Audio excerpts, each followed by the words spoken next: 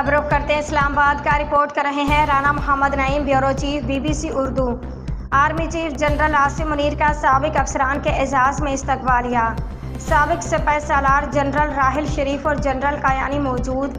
General Qamar Javed Bajwa, कायब chief of army staff general Syed Asim Munir ने यौम आज़ादी के मौका पर पाक फ़ौज के साबिक फ़ौजियों के एजाज़ में एक शानदार इस्तकबालिया का एहतमाम किया।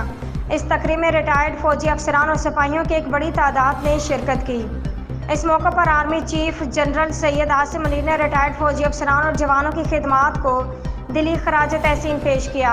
उनकी लगन और कौम की तारीख की तश्कील में अहम किरदार को सराहा। आर्मी चीफ ने चैलेंजों के मुकाबले में इत्तेहाद और बाहमी ताउन की बुनियादी अहमियत पर जोर दिया और साबिक फ़ौजियों से गुफ्तगू करते हुए कहा कि वह पाकिस्तान की तरक्की में अहम किरदार अदा करते रहें।